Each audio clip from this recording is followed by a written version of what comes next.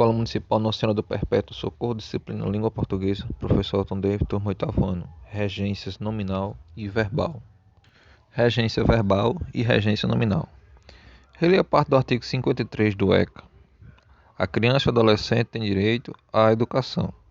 Nessa oração, o verbo ter recebeu um complemento. Ter o quê? Ter direito. O substantivo direito também foi complementado. Direito a quê? Direito à educação.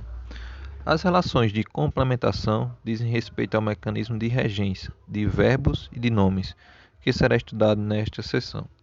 Esta sessão faz parte do capítulo 3 do livro didático.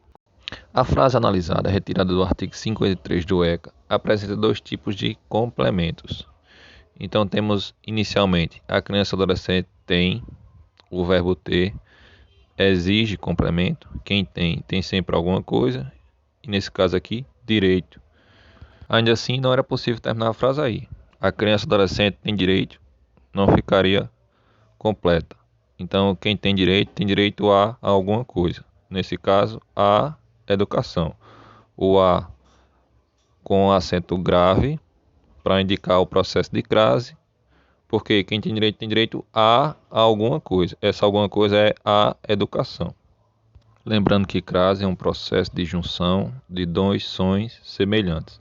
Nesse caso aqui, o a da preposição tem direito a alguma coisa e o a de a educação, o artigo de a educação. Então juntou os dois a, ficou um a acraseado.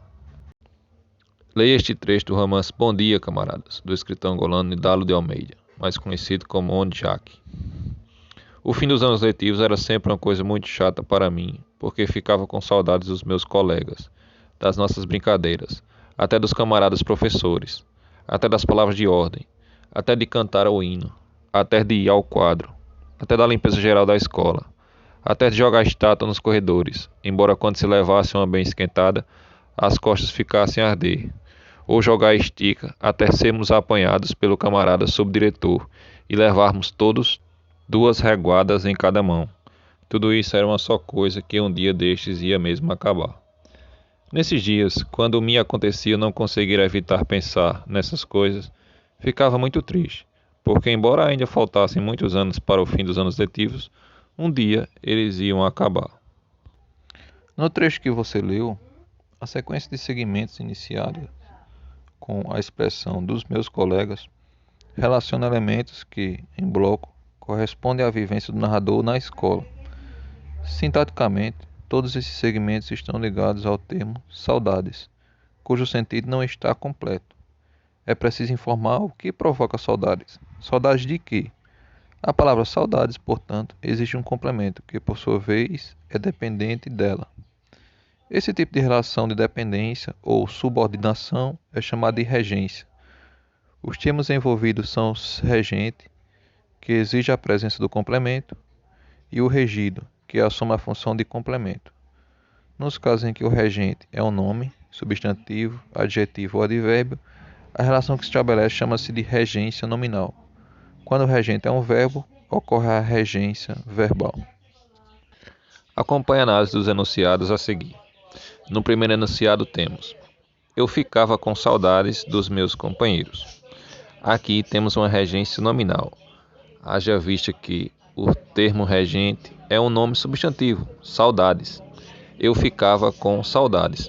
Mas saudades do quê? De quem? Então, eu ficava com saudades dos meus companheiros. Termo regido, dos meus companheiros, pois é regido pelo regente saudades. Nesse contexto, saudades necessita de um complemento. Saudades de quem? Dos meus companheiros. Vejamos o segundo enunciado. Frequentemente, ele pensava no fim das aulas. Temos aqui um exemplo de regência verbal. Por quê? Porque o termo regente é um verbo. No caso, o verbo pensava. E o termo regido no fim das aulas. Frequentemente, ele pensava.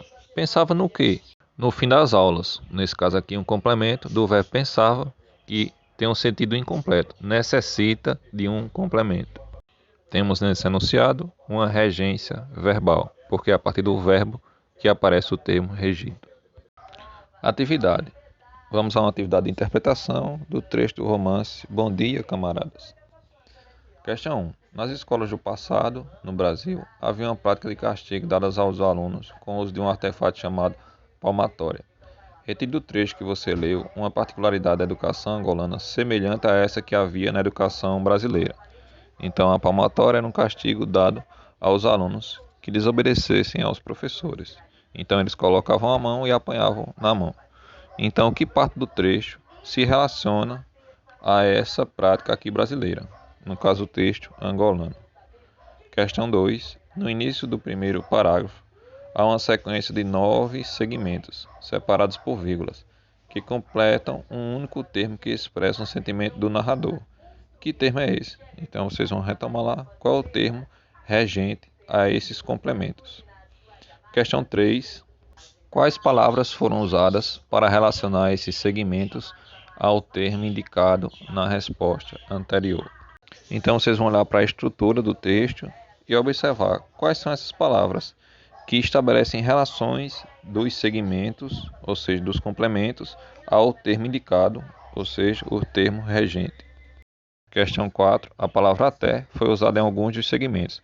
Que diferença há no sentido desses segmentos em relação aos que não foram introduzidos por ela?